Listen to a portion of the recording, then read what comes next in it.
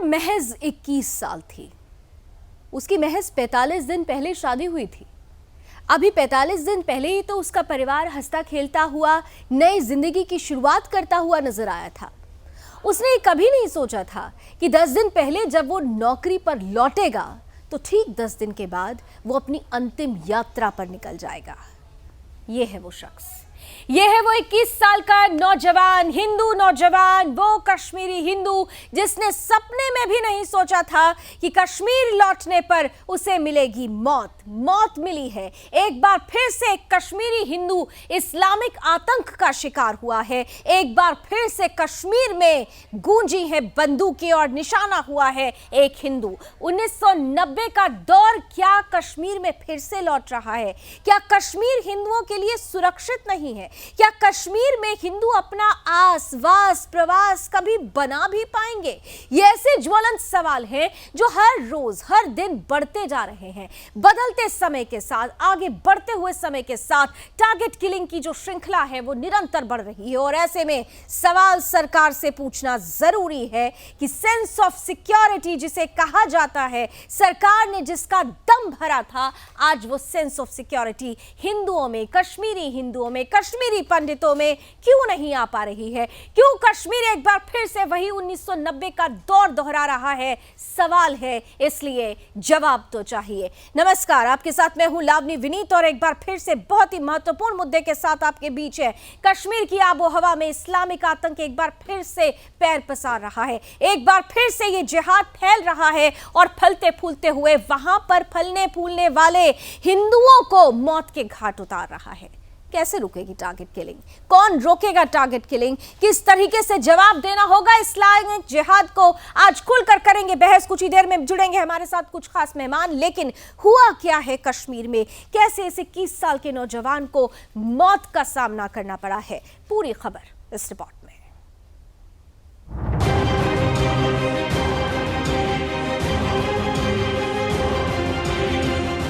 आज धारा 370 को खत्म हुए लगभग 3 साल हो चुके हैं। जम्मू कश्मीर राज्य विकास के पथ पर भी आगे बढ़ रहा है, लेकिन इसके साथ ही जम्मू कश्मीर में खून खराबा अभी भी जारी है।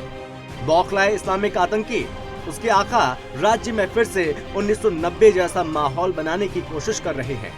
जिस तरह 1990 में इस्लामिक आतंकियों और जिहादियों ने टारगेट बनाकर कश्मीरी हिंदुओं का जनसंहार किया था, ठीक उसी तरह एक बार फिर से हिंदुओं और हिंदुओं का साथ देने वालों को टारगेट किया जा रहा है। इस्लामिक आतंकी चुन चुन कर हिंदुओं की हत्याएं कर रहे हैं। आज कश्मीर के कुलगाम में बैंक मैनेजर विजय कुमार की सरेआम हत्या कर दी। बैंक मैनेजर की हत्या का सीसीटीवी फुटेज सामने आया। इससे पहले 31 मई को कुलगाम के गोपालपुर में आतंकियों ने एक हिंदू टीचर रजनी बाला की गोली मारकर हत्या कर दी थी। कश्मीरी हिंदुओं की टारगेट किलिंग का मुद्दा उस समय जोर पकड़ा जब 12 मई को राहुल भट्ट के दफ्तर में घुसकर हत्या कर दी गई। इसके 5 दिन बाद 17 मई को बारामूला में देवराज को गोलियों से भून दिया गया। सिर्फ कश्मीरी हिंदू ही नहीं बल्कि देश के विभिन्न हिस्सों से कश्मीर जाकर काम करने वाले हिंदू भी इस्लामिक आतंकियों का निशाना बन चुके। टारगेट किलिंग का ये सिलसिला तो लंबे समय से चल रहा है, लेकिन अक्टूबर 2021 में इसमें अचानक तेजी आई है।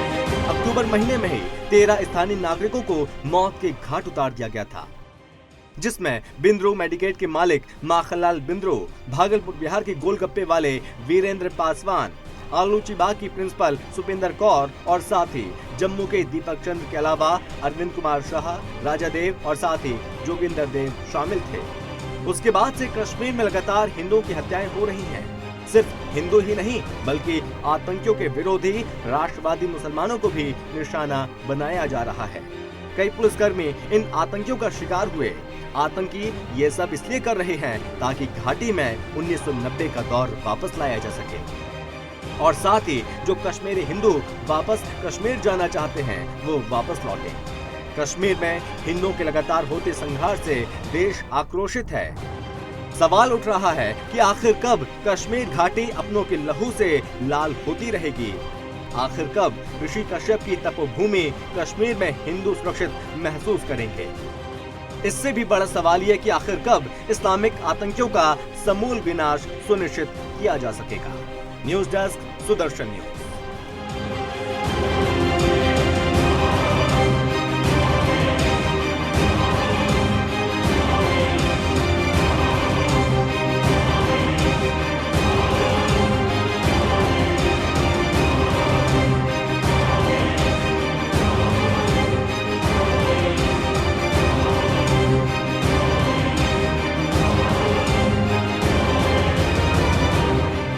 क्योंकि जताना चाह रहे हैं कि ये पूरा कश्मीर इस्लामाइजेशन की ओर बढ़ गया है, यहाँ पर हालात खराब हैं, ये हमें डरा रहे हैं, हमें धमका रहे हैं। तो जब तक वहाँ हालात ठीक नहीं होते हैं, जब तक वहाँ कंडीशंस ठीक नहीं होती, वहाँ चीजें ठीक नहीं होती हैं, आप हमें बलि का बकरा क्यों बढ़ा रहे हैं? आप क्यों नहीं, ये जो 5,000 एम्प्लॉइज है, 5,000 कोई छोटा फिगर नहीं होता है, आप 5,000 कश्मीरी पंडितों को और बाकी कम्युनिटी के लोगों को आप बलि चढ़ा रहे हैं, और इससे बड़ी शर्म की बात नहीं हो सकती। इससे बड़ी कश्मीरी पंडित बहुत दुखी हैं। उनकी सरकार से सिर्फ एक ही मांग है, आतंकवादियों से उन्हें सुरक्षा दी जाए, उन्हें सिक्योरिटी चाहिए। कश्मीरी पंडित वापस हिम्मत करके कश्मीर में जाके बसे थे, वहाँ जाके उन्होंने अपना घर बसाया, लेकिन अब उनके साथ वही हो रहा है जो 90 के दशक में हुआ था। उन्हें चुन चुन के उनके घर में घुस के, उनके दफ्तर में घुस के सड़कों पे निशाना बनाया जा रहा है, उन्हें मारा जा रहा है। ये अमानवीय है, इंसानियत के खिलाफ है, देश के खिलाफ है। जैसा कि आप सब जानते हो,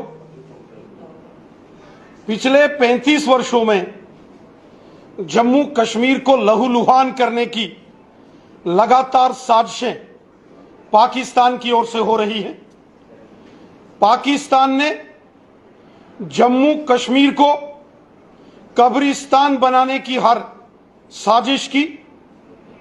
पाकिस्तान और पाकिस्तान परस्त आतंकवादी संगठनों ने कश्मीर के अंदर बेगुनाह लोगों की निर्मम हत्याएं की। पाकिस्तान और पाकिस्तानी आतंकवादियों ने कश्मीर घाटी के अंदर जघन्य अपराध और महापाप किए। तो जिम्मेदार कौन है और जिम्मेदारी कौन निभा रहा है? जिम्मेदार और जिम्मेदारी के बीच में जो एक बारीक लाइन है, जो कश्मीरी हिंदुओं को ना तो उनके घर वापस दे रही है और ना ही उनको कश्मीर में जीने का अधिकार दे रही है। यह अधिकार कौन देगा? इस पर राजनीति होगी या कोई ठोस कदम उठाया जाएगा? आइए इसी के साथ शुरू करते हैं आज की चर्चा। और हमारे साथ इस वक्त आज का पैनल भी जुड़ चुका है, स्क्रीन पर लेकर आए। मेरे साथ इस वक्त जुड़ रहे हैं भारतीय जनता पार्टी का पक्ष रखने के लिए कौशलकांत मिश्रा जी, बहुत बहुत स्वागत। और साथ ही साथ हमारे साथ जुड़ रहे हैं कांग्रेस का पक्ष रखने के लिए चंद्रमोहन शर्मा जी, बहुत बहुत स्वागत। कौशलकांत जी, शुरुआत आपके साथ करना चाहती हूँ, क्योंकि इसके पहले भी जब अमीना भट्ट मारी गई, जब रजनी बाला मारी गई, जब राहुल भट्ट मारे गए, लगातार जब इनकी हत्या हुई, हर बार एवरी टाइम बीजेपी प्रवक्ताओं की तरफ से, बीजेपी के नेताओं की तरफ से एक वादा किया गया, जी अब नहीं होगा ये, अब बिल्कुल नहीं होगा ये। हो रहा है सर, अभी भी कश्मीरी हिंदुओं में सेंस ऑफ सिक्योरिटी है ही नहीं। आपने तो कहा ना, उन्होंने, कश्मीरी पंडितों ने कहा ना कि आपने तो उनको वहां पहुंचाकर आपने बलि का बकरा बना दिया। कौन रोकेगा ये किलिंग्स? कौशलकांत जी। लावनी जी, देखिए, प्रॉब्लम बहुत पुरानी है। कश्मीर का प्रॉब्लम सीरियस प्रॉब्लम है, और मुझे लगता है कि जो कश्मीर को बर्बाद करने के ऑब्जेक्टिव के साथ जो पाकिस्तान या जो भी टेररिस्ट ऑर्गेनाइजेशन है जो कर रही है, इस समय कश्मीर का जो एनवायरनमेंट है, अगले 6 महीने से 1 साल में वहां पे लोकतांत्रिक प्रोसेस स्टार्ट करके वहां पे इलेक्शन की तैयारी करने की सोच रही है गवर्नमेंट, और उस पर आगे बढ़ रही है। तो वहां की लोकतांत्रिक व्यवस्था स्टेबलाइज ना हो, उसको सोच करके ये जानबूझ करके किए गए एक्ट है, और इसके लिए जो भी पॉसिबल कदम है वो सब उठाए जा रहे हैं। आप अगर कंपेयर करेंगे तो पिछले अगर एपिसोड्स में देखें, 2019 में, 20 में, 21 में, 22 में 42, 33, 36 और 22 लोगों की हत्याएं हुई हैं। धीरे धीरे ये कम हो रहा है। इसके पहले नंबर्स बहुत ज्यादा थे, और 89 से 90 के बीच में, 80s और 90s में तो हजारों की संख्या में होते थे। एक भी जान हमारे लिए इंपॉर्टेंट है, लेकिन जो सरकार कोशिश कर रही है, जो तरीका अपनाया जा रहा है, वो सक्सेसफुल तरीका है।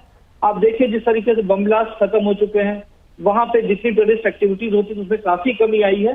तो ये जैसे होता है कि दिया बुझने के पहले छटपटाहट है, बहुत लपलपाता है, क्योंकि दिया बुझने वाला है कश्मीर में आतंकवादियों का, टेररिस्ट था और वो छटपटाहट दिखाई पड़ रही है। उनका और दिया हाँ, बुझने हमारे वाला लिए है। एक-एक जान आप कह रहे हैं इम्पोर्टेंट उनका है। दिया बुझने कश्मीर वाला के है, लेकिन वो तो कई घरों के चिराग को बुझा रहे हैं, वो तो कई जिंदगियों को निगल रहे हैं। आपने कहा पाकिस्तान का ऑब्जेक्टिव किससे छिपा हुआ है? ये तो दुनिया भर को पता है कि पाकिस्तान क्या करता है, भारत के लिए उसके दिल में क्या चलता है, नफरत, दुश्मनी, उसका ऑब्जेक्टिव क्लियर है। लेकिन आपका जो ऑब्जेक्टिव धारा 370 के खात्मे के बाद था, वो ऑब्जेक्टिव शुरू में तो दिखाई दिया, लेकिन धीरे धीरे क्या आपको नहीं लगता कि परिस्थितियां इस कदर हुई, कहते हैं ना कि सर्वाइवल करने के लिए जो एग्जिस्टेंस होता है उसके बीच में कंपैटिबिलिटी होनी चाहिए, तो आतंकियों ने अपने आप को कंपैटिबल कर लिया। आपको जो कदम उठाया जाना चाहिए था, वहां पर क्या आप चूक रहे हैं? देखिए, धारा 370 जब खत्म की गई थी उसके बाद पूरे कश्मीर में बहुत स्ट्रांग सुरक्षा व्यवस्था थी, हमेशा आर्मी रहती थी, पुलिस रहती थी। तब धीरे धीरे अगर उस सिचुएशन को नॉर्मलाइज करना है तो सिक्योरिटी के जो फोर्सेस हमेशा सड़कों पर नजर आते हैं उनको कम होना पड़ेगा, लोग नॉर्मल जिंदगी जीतेंगे। आप देखिए श्रीनगर में जाके देखिए, बारामूला में जाके देखिए, लोग अब बाजार खुलने लगे हैं, वहां पे लोग अपने काम धंधे करने लगे हैं, हिंदू जा करके वापस में वहां पे रहने की कोशिश कर रहे हैं, लोग काम करने लगे। यही प्रॉब्लम हो रही है। और एक चीज और बताना चाहूंगा, अभी 2 दिन पहले एक अखबार की ये रिपोर्ट दिखा रहा हूं कि इसमें कश्मीर ही नहीं, मतलब पाकिस्तान ही नहीं, पाकिस्तान के साथ ये आप ये समझिए जो तालिबान है, अफगानिस्तान का जो समूह है, जो पहले एक पत्रिका आती थी इनके नाम की, नवाए अफगान जिहाद के नाम से, उसका नाम बदल करके उन्होंने कर दिया नवाए गजवाए हिंद। यानी कि एक बहुत बड़ी जो इस्लामिक टेररिस्ट का जो ग्रुप है, जो गजवाए हिंद की करना चाहता है, वो लोग भी एक्टिव हो गए हैं। तो हमें इसको बड़ी ग्लोबल लेवल पे देखना पड़ेगा।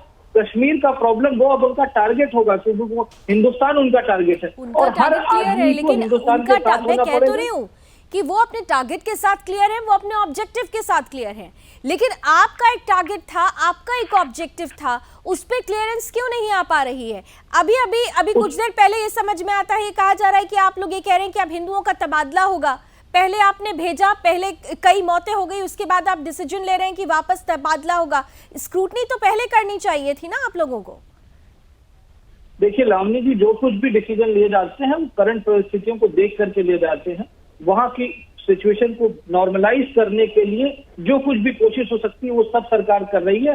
ऑब्वियसली अगर लोगों को खतरा है तो उनको प्रोटेक्शन दिया जाएगा और उनके अकॉर्डिंग जो भी चीजें सरकार डिसीजन लेगी उसको फॉलो किया जाएगा। ऑब्वियस नहीं है सर, खतरा है, खतरा सामने है, ये दिख रहा है, एक के बाद एक मौतें हो रही हैं। विठल चौधरी जी भी हमारे साथ जुड़ चुके हैं, कश्मीरी पंडित हैं और वो कश्मीरी हिंदू हैं जो वापस जाना चाहते हैं, लेकिन क्या किया जाए, उनके लिए तो माहौल ही नहीं बन रहा है। चंद्रमोहन जी, मैं आपके पास आती हूँ, उससे पहले जरा कश्मीरी पंडित के दिल में क्या चलता है, विठल चौधरी जैसे लोग अभी क्या सोचते हैं जब ऐसी मौतों की खबरें आती हैं? तो सेंस ऑफ सिक्योरिटी, विठल जी। मेरे को मेरी आवाज आपको आ रही है? बिल्कुल आ रही है विठल जी, बिल्कुल आ रही है, बिल्कुल आ रही है। मैं अभी भारतीय जनता पार्टी के प्रवक्ता को सुन रहा था और पिछले कई महीनों से आपकी ही चैनल पे, आपके ही शो पे मैंने एक बात दोहराई है कि कश्मीर में प्रॉब्लम जिहाद की तो है, ये हम सब मानते हैं, लेकिन भारतीय जनता पार्टी, और मुझे बहुत दुख के साथ आज ये बात बोलनी पड़ रही है और मैं रोक नहीं सकता हूं, क्योंकि अगर मैंने अपने आप को आज सच कहने से रोका तो ये बहुत बड़ा मेरे लिए इट्स नॉट पॉसिबल, और ये उनके लिए जो आज जिनको मारा गया है, ये बहुत बड़ी डिससर्विस। भारतीय जनता पार्टी को कश्मीर को लेके इनकॉम्प्रिहेंशन की प्रॉब्लम है। जी विठल जी, मेरी आवाज आ रही है? जी जी जी जी, प्लीज कंटिन्यू करें। इन्होंने पूरे देश में कांग्रेस की नीतियों का विरोध किया है। कश्मीरी पंडित, कश्मीरी हिंदुओं के लिए कांग्रेस की बनाई हुई पीएम पैकेज, जो कि कंप्लीटली फ्लॉड पॉलिसी है, जिसका भारतीय जनता पार्टी ने खुद विरोध किया था जब वो पॉलिसी आई थी, इन्होंने खाली उसी नीति को आगे बढ़ाया है। प्रॉब्लम है भारतीय जनता पार्टी के साथ और प्रॉब्लम इस सरकार के साथ और भारत में 1947 के बाद हर सरकार के साथ, कि कश्मीर की प्रॉब्लम को ये इकोनॉमिकल प्रॉब्लम समझते हैं। कश्मीर की प्रॉब्लम को ये समझते हैं कि वहां के लोग बेरोजगार थे इसलिए उन्होंने हथियार उठाया। ये कश्मीर में होते आ रहे हिंदुओं के जातीय। जी विठल जी, थोड़ी सी आवाज में कुछ प्रॉब्लम आ रही है, मैं दोबारा आपके पास आती हूँ। चंद्रमोहन जी, देखिए सवाल यही है कि जो समस्या है उस समस्या में इस्लामिक जिहाद, बीमार और बीमारी। विठल जी, थोड़ी सी ऑडियो में प्रॉब्लम है, बस आपके पास आ रही हूँ। पैनल प्लीज इसे चेक करें। चंद्रमोहन जी के पास अब तक मैं जाना चाहूंगी। चंद्रमोहन जी, बीमार और बीमारी, बार बार ये कहा जा रहा है कि बीमार का इलाज कर देते हैं लेकिन बीमारी का इलाज नहीं हो पा रहा है। आपने की भी, कांग्रेस की तरफ से भी आज आरोप लगाया गया कि कश्मीर में कश्मीरी हिंदू सुरक्षित नहीं है। चंद्रमोहन जी।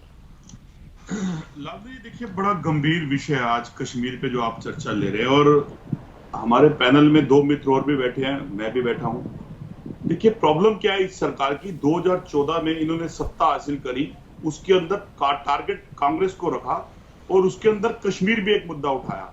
उससे सत्ता तो आपने हासिल कर ली, 8 साल सत्ता के गुजार दिया आपने, लेकिन उन 8 सालों में किसी भी नीतियों का ट्रांसफर सिस्टम आप बदल नहीं पाए और सिर्फ उसके प्रोपोगंडा के अंदर मस्त रहे। उसी प्रोपोगंडा के अंदर आपके पास आपने फिल्म निकाली, उस फिल्म के अंदर पूरा तंत्र लग गया इनका उसको दिखाने के। लेकिन चंद्रमोहन जी, बात कीजिए लोगों की, आप पिक्चर को क्या लेके बैठ गए हैं?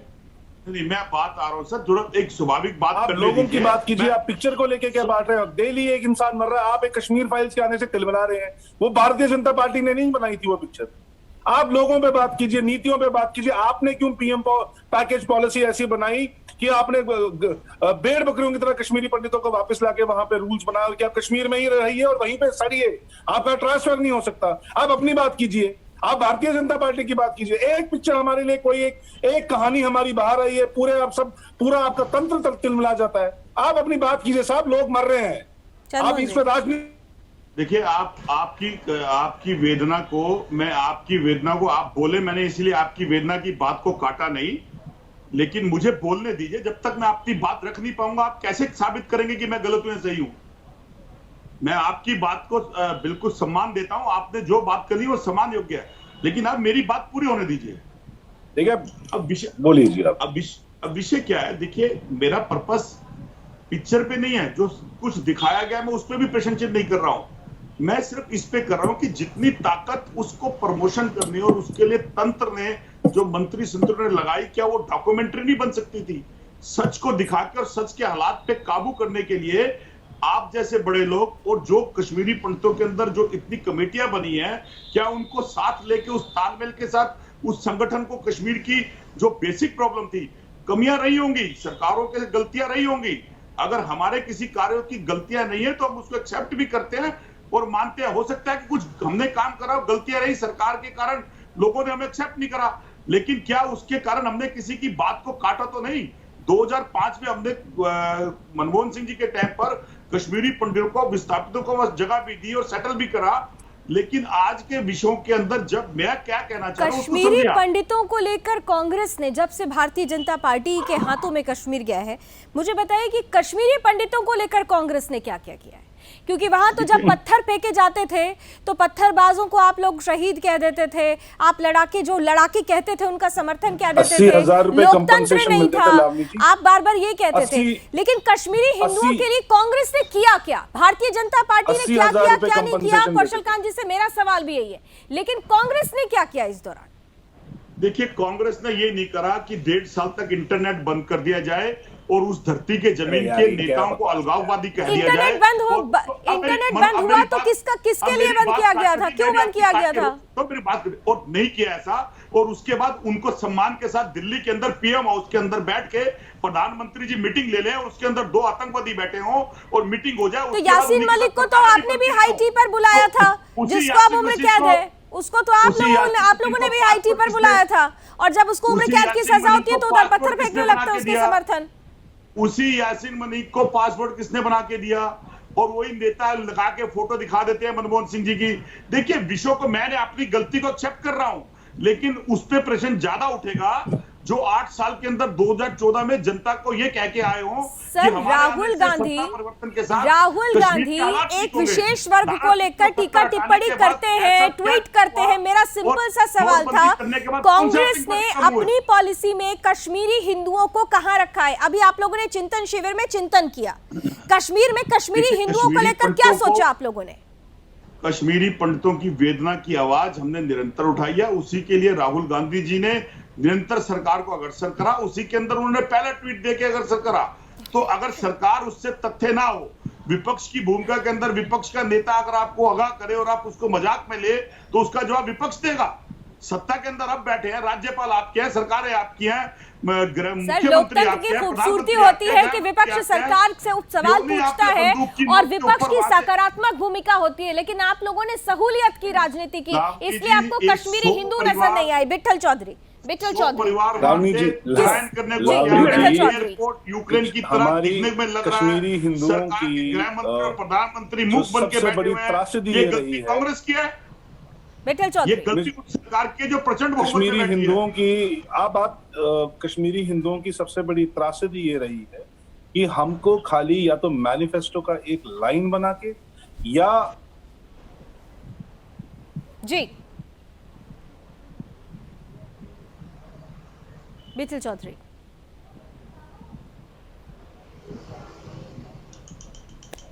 आई थिंक बिट्ठल चौधरी जी से हमारा कनेक्शन टूट रहा है। बिट्ठल जी के पास हम दोबारा फिर जाएंगे। हमारे साथ मैं स्क्रीन पर देख पा रही थी अविनाश सिंह जी भी जुड़ चुके हैं, जाने माने राजनीतिक विश्लेषक हैं और वरिष्ठ पत्रकार हैं। अविनाश जी, आपका भी स्वागत। अविनाश जी, एक के बाद एक टारगेट किलिंग, एक के बाद एक मौतें, एक के बाद एक परिवार का टूट जाना, एक के बाद एक सपने का बिखर जाना, सरकार जिम्मेदार? और जिम्मेदारी के दौर में अगर बार बार ये कहा जाए कि बहुत बदलाव आया, कहां बदलाव आया? सेंस ऑफ सिक्योरिटी क्या देख पा रहे हैं कश्मीरी हिंदू अभी कश्मीर में? अविनाश जी, आपका जो सवाल है लावनी जी बिल्कुल वाजिब है। जहाँ तक सिक्योरिटी का सवाल है, अगर एक भी मौत होती है तो सिक्योरिटी एक्सपोजर की का एक आयाम हमें दिखता है, एक डिस्कशन पॉइंट हमें दिखता है। पर कहां से चले थे और कहां तक पहुंचे हैं, इसका मैं थोड़ा सा वर्णन करना चाहूंगा। आर्टिकल 370 हटना क्यों जरूरी था, ये आज हमें मालूम चल रहा है। कहां पत्थरबाजी हर शुक्रवार को होती थी और जिहाद के नारे जहां लगते थे और आईसिस के झंडे जहां फहराए जाते थे, ऐसे जो कृत्य करने वाले लोग हैं या तो आज मार दिए गए हैं या उनकी धरपकड़ चालू है। मैंने पिछले प्रोग्राम में आपसे कहा था कि ये जो आतंकवादी जो अब जो गोलियां चला रहे हैं वो बड़े अलग तरह के आतंकवादी हैं। इनको हम हाइब्रिड आतंकवादी कह ले या स्लीपर सेल कह ले। ऐसे वाले जो आतंकवादी होते हैं, ये पुलिस वालों के लिए, आर्मी वालों के लिए बहुत बड़ा चैलेंज इसलिए होता है कि यही कांग्रेस पार्टी, यही अपोजिशन वाले लोग, अगर एक भी गलत गोली चल जाए, एक भी गलत आदमी अगर पकड़ा जाए और या मार दिया जाए ये पुलिस की गलती से, तो ये ह्यूमन राइट्स के नाम पर इस सरकार को बदनाम करने की कोशिश करेंगे। और इसी वजह से सरकार के भी हाथ अभी बंधे हुए हैं। बिल्कुल आपका सही कहना है कि कांग्रेस ने 70 साल में इस देश को क्या दिया है, जिहाद और अपीजमेंट, केवल तुष्टीकरण। और ये जो आप देख रहे हैं वो सारे जो गोलियां चला रहे हैं, एक या इक्का दुक्का जो गोलियां चला रहे हैं, लोन वुल्फ जिसको कहा जाता है, हाइब्रिड आतंकवादी कहा जाता है, ये सब के सब तुष्टीकरण के पैदाइश है।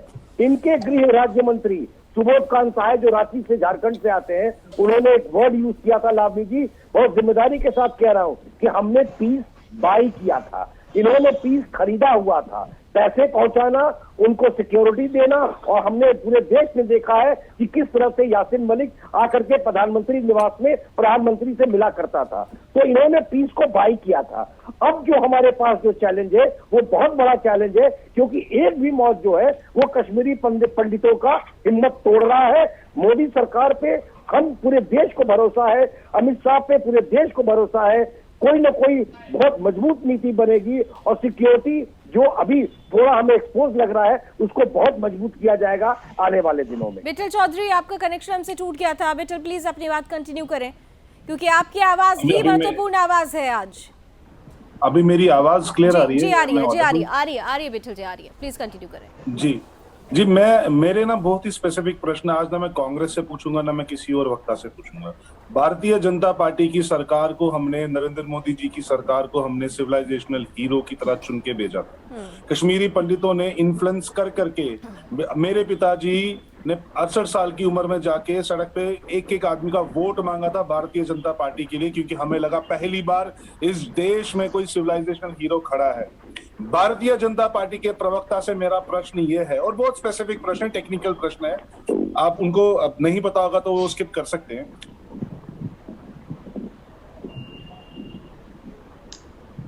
जी विठल जी, सवाल आप कर रहे थे।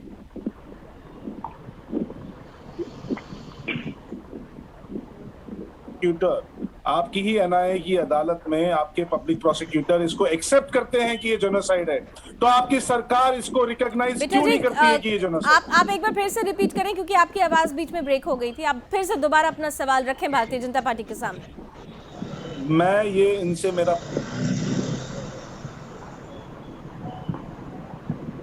अभी शायद कुछ टेक्निकल प्रॉब्लम है जिसकी वजह से विठल जी नहीं जुड़ पा रहे हैं। जरा विठल जी को दोबारा जोड़ने की कोशिश करें। जो जितना मैं समझ पाई, कौशल कांत जी, जितना मैं समझ पाई, दरअसल विठल जी ने ये सवाल पहले भी, जब टारगेट किलिंग का हमने डिबेट रखा था, तब भी भारतीय जनता पार्टी के सामने एक सवाल रखा था कि जिनोसाइड को, कश्मीर में जो हिंदू मारे गए उनका जिनोसाइड हुआ, वो नरसंहार हुआ है, इसको अभी तक पूरी तरीके से क्यों नहीं एक्सेप्ट किया गया है?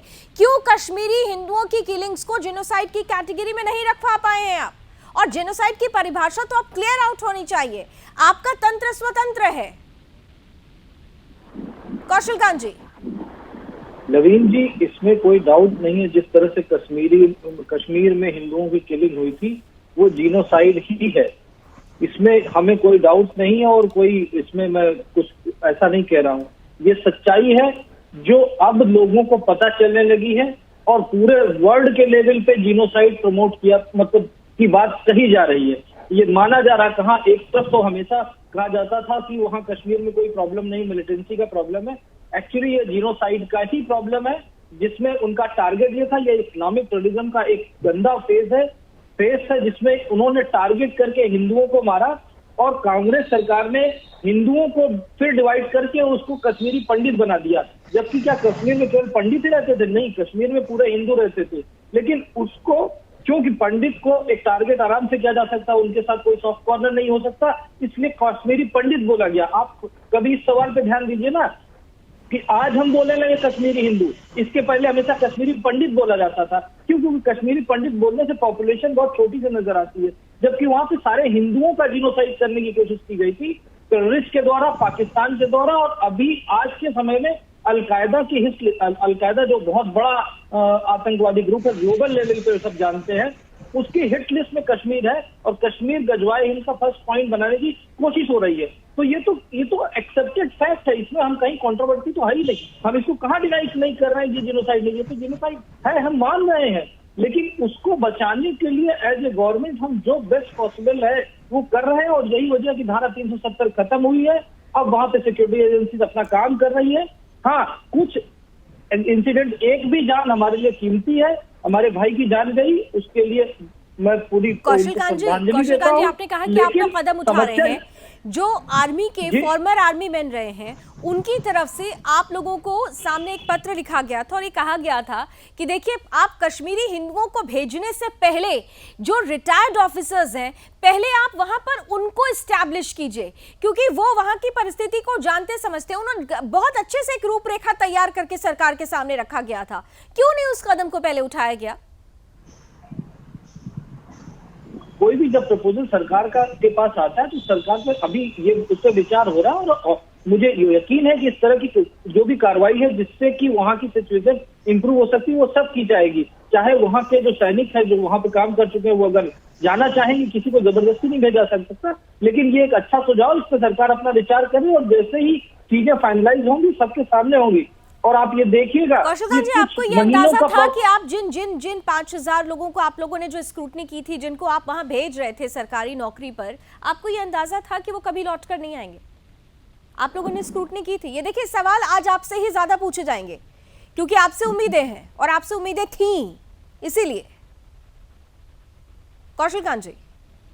इस सवाल एक बार दोबारा पूछिए। सवाल मेरा ये है कि जब आप लोगों ने ये प्लान आउट किया कि कुछ कश्मीरी हिंदुओं को वहां पर भेजा जाएगा, वो सरकारी दफ्तरों में रखे जाएंगे, क्या आपने उनको भेजने से पहले सिक्योरिटी की स्क्रूटनी की थी? क्या वो सुरक्षित रहेंगे? ये आपने देखा था, ये समझा जाना था? आपने सोचा था कभी कि वो कभी लौट कर नहीं आएंगे? नहीं, ये तो कोई सोच ही नहीं सकता कि कोई लौट के नहीं। लावनी जी देखिए, सिक्योरिटी की सिचुएशन जब इम्प्रूव हुई, आप सोचिए धारा 370 19 में खत्म की गई, उसके बाद से आज हम 22 में बैठे हुए हैं, और उसके बाद धीरे धीरे किलिंग कम हुई है। जितनी भी आतंकवादी घटनाएं होती थी, पत्थरबाजी की घटनाएं होती थी, जो टेररिज्म के नारे लगते थे, IS के झंडे फहराए जाते थे, अल्लाह अकबर सड़क पे चिल्लाया जाता था, ये सारी चीजें काफी कम हुई हैं। और जैसे जैसे सिचुएशन इम्प्रूव हो रही, वैसे वैसे लोग अपना मन बना रहे हैं, और हम ऐसा नहीं करते। सर, कहाँ इम्प्रूव हो रही है? अब लोग मन नहीं बना रहे हैं, लोग डर रहे हैं, कांप रहे हैं। जिनके अभी वहां पर मौजूद हैं, उनसे पूछिए कि वो हर रोज क्या सोचते हैं, उनकी रातें कैसे कटती है, उनका दिन कैसे गुजरता है। ये पिछले 3 महीने का डेवलपमेंट है, जब टारगेट किलिंग शुरू की गई। क्योंकि भारतीय जनता पार्टी ने ये डिसीजन लिया है कि अगले आने वाले समय में वहां पे इलेक्शन कराया जाएगा, लोकतांत्रिक प्रक्रिया शुरू होगी, तो उसको डिरेल करने के लिए जो लोकतांत्रिक प्रक्रिया की शुरुआत होनी है, उसे डिरेल करने के लिए, उसे डिरेल करने के लिए ये तमाम चीजें शुरू हुई हैं। चंद्रमोहन जी, चंद्रमोहन जी की आवाज मुझ तक नहीं आ रही है, प्लीज। चंद्रमोहन जी, हेलो जी जी, अब आ रही है सर, प्लीज। देखिए, जब सरकार का पूरा तंत्र सिर्फ फिल्में देखने में लगा रहेगा, कभी कश्मीर फाइल, कभी पृथ्वीराज चौहान, नहीं जरूरी है बात करने दीजिए। आप करिए बात, लेकिन ठीक है, आप बात करिए, लेकिन ठीक है, आप बात करिए, लेकिन बार बार ये कहकर आखिर क्या मैसेज दे रहे हैं? कांग्रेस को रो रहे हैं। अरे कमजोर सरकार है ये लावनी जी, और उनके पिट्ठू ऐसे लोग हैं जो, और 1990 में मजबूत सरकार थी, 1990 में मजबूत सरकार थी। मैं तो तब भी पूछ रही थी और आज भी पूछ रही हूँ, मेरा तब के लिए भी वही सवाल था, आज के लिए भी वही सवाल है। अगर आज का दौर कमजोर है तो 1990 का दौर क्या था? उस सरकार को चलाने वाले सपोर्ट किसकी थी? 85 MPओ की, लाल कृष्ण आडवाणी, अटल वाजपेयी जी की। क्यों नहीं इस्तीफा वापस लिया गया? क्यों नहीं सरकार गिराई गई? आज भी प्रश्न भाई उठ रहा है, 90 वाला दौर किसके टाइम पे हो रहा है? भाजपा के टाइम पे हो रहा है। और अविनाश जी लेखनी लिख रहे हैं, अरे कांग्रेस को कोसना बंद करो और कश्मीरी पंडितों पे होने वाले अत्याचारों पे अटैक करो। आप खुली चुनौती देता हूं मैं आपको, अगर दम है तो इस चीज को ठीक करो। कांग्रेस को मत बोलो आप कमजोर सरकार हो, कमजोर सरकार ना होते एक कमजोर सरकार की तरह मत आओ। खुल के सहयोग लो, कमेटियां बनाओ, कश्मीरी पंडितों के लोगों को साथ लो, विपक्ष की भूमिका को साथ लो, और चाटुकार पत्रकारों को घर बिठाओ। अविनाश जी कैसे पत्रकार जो काम करें, फिर सरकार की बात करें और विपक्ष को खराब करें, वो चाटुकार पत्रकार नहीं चाहिए देश को। देश को वो पत्रकार चाहिए जो विपक्ष पे भी उंगली उठाए और सरकार पे भी उंगली उठाए। लावनी जी में हिम्मत है ना प्रश्न पूछने की, अविनाश जी में क्यों नहीं है? क्यों नहीं आप सीखते हो उम्र के हिसाब से? अगर लावनी प्रश्न सरकार से भी करती है और लावनी विपक्ष से भी करती है, तो आप क्यों नहीं करते? राजनीतिक विश्लेषक होते आप। मैं बीजेपी सरकार से बिल्कुल प्रश्न पूछ रहा हूँ, कांग्रेस की बात मैं करेंगे, बीजेपी सरकार से बिल्कुल प्रश्न पूछ रहा हूँ कि हमारे होम मिनिस्टर बिल्कुल तत्काल फेल है और हमारे मजबूत LG बिल्कुल तत्काल फेल है। और आपको गंभीरता समझनी चाहिए, एक बात भी अगर होती है तो आप सवाल पूछ सकते हैं। सवाल यही है, सवाल देखिए, सवाल ले देकर फिर से वहीं टिक जाता है। क्या सिर्फ मेरे साथ विठल जी अब शायद फोन लाइन पर जुड़े हैं। विठल जी, आपको मेरी आवाज आ रही है? जी मेरी आवाज आ रही है जी विठल जी, सॉरी कि कुछ टेक्निकल प्रॉब्लम है जिसकी वजह से आप लाइव नहीं जुड़ पाए, लेकिन फोन पर हमारे साथ विठल जी, और मैं उम्मीद करती हूँ मेरे तीनों जो गेस्ट हैं उनको विठल जी की आवाज पहुंचती रहे। विठल जी, सबसे महत्वपूर्ण ये है, हम बार बार जब कश्मीर की बात करते हैं, हम पॉलिसी पैरालिसिस, ये शब्द बड़ा ही प्रचलन में आ चुका है। ये पॉलिसी पैरालिसिस का ही क्या आप नतीजा देख पा रहे हैं, या वो पैरालिसिस पहला नहीं था आज हो गया है, वो दौर पहले नहीं था आज हो गया है, पहले क्या था आज क्या था? क्या ये सिर्फ इसी में जूझते रहेंगे? क्या कश्मीरी पंडित के लिए कभी कश्मीर अपना हो नहीं पाएगा? लावनी जी, प्रॉब्लम ना पॉलिसीज की है, ना प्रॉब्लम किसी पैरालिसिस की है, प्रॉब्लम ना मंशा की है, प्रॉब्लम है इनकॉम्प्रिहेंशन की। प्रॉब्लम है ये ना समझने की कश्मीर में जो हो रहा है वो जिहाद है। अभी मैं बीजेपी के प्रवक्ता को पूरा तो नहीं सुन पाया, और वो बोल रहे थे कि ये गजवाए हिंद की तैयारी है, ये कर रहे।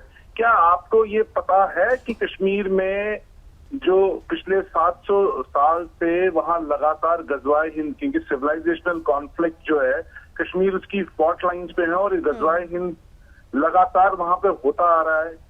अगर तो गजवाए हिंद वहां लगातार होता आ रहा है तो आपकी पॉलिसीज क्या है उसको रोकने की? आज टारगेटेड किलिंग में हाइब्रिड मोड ऑफ टेररिज्म है, ये आपकी इंटेलिजेंस कहाँ है जहां हाइब्रिड टेररिज्म है उनको पकड़े जाने की? और दूसरा मेरा प्रश्न आप कीजिए, आपने बोला कि हम ये मानते हैं ये जिनोसाइड है, तब आपके बोलने से जिनोसाइड एक्सेप्ट नहीं होगा। आपको लेजिस्लेशन लाके, उसको कानून लाके उसको जिनोसाइड बोलना पड़ेगा, रिकॉग्नाइज करना पड़ेगा। जब उसको आप जिनोसाइड रिकॉग्नाइज करेंगे तो सबसे पहले जो कांग्रेस की कुनीतियां रही हैं कश्मीरी पंडितों को लेके, पीएम पैकेज, जट्टी की अरेंजमेंट, अभी जट्टी की बात कर रहे थे कि हमने तो 2005 में जट्टी में लोगों को बसाया। लावनी जी कभी आप जम्मू का चक्कर मार के आइए और जट्टी के हालात देखिए, वहां पे उनके पास 8-8 घंटे 9-9 घंटे लाइट नहीं होती है, बिजली नहीं होती है। और अभी ये बोल रहे थे कि बीजेपी की सरकार में इंटरनेट बंद कर दिया गया। प्रॉब्लम कॉम्प्रिहेंशन की है और प्रॉब्लम ना समझी की है कि ये बिना सोचे समझे बोल रहे हैं। 2008-2010 में उमर अब्दुल्ला की सरकार में 2 बार कश्मीर में इंटरनेट को बंद किया गया था क्योंकि वहां पे लोग से कत्लेआम हो रहे थे। ये इंटरनेट आज बंद क्यों नहीं हो रहे हैं?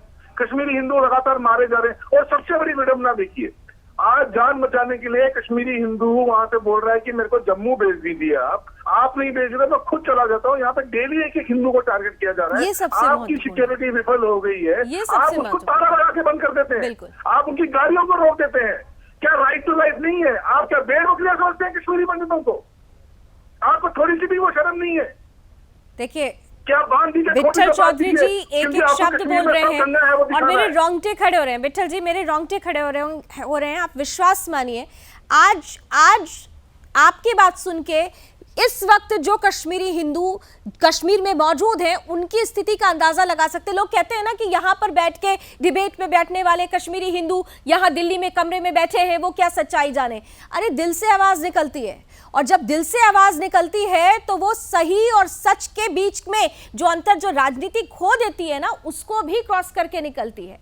आज चाहे कौशल कांत जी हो भारतीय जनता पार्टी का पक्ष रख रहे हैं या चंद्रमोहन जी हो कांग्रेस का पक्ष रख रहे हैं, विट्ठल चौधरी जी के मन की आवाज आप लोगों को अब राजनीतिक चश्मे से बाहर निकलकर देखने की जरूरत है। बंद करिए एक दूसरे के ऊपर आरोप प्रत्यारोप लगाना। हो गई जो गलतियां हुई थी, लेकिन अब तो क्लियर आउट कीजिए। एक तरफ जेनोसाइड को क्लियर आउट कीजिए, एक तरफ इस्लामिक जिहाद को क्लियर आउट कीजिए। कौशल कांत जी। लावनी जी, मैं किसी के ऊपर कोई दोषारोपण नहीं कर रहा हूँ और मैंने विट्ठल जी की आवाज को सुना और जितना दर्द आपको है शायद उतना ही दर्द मुझे है।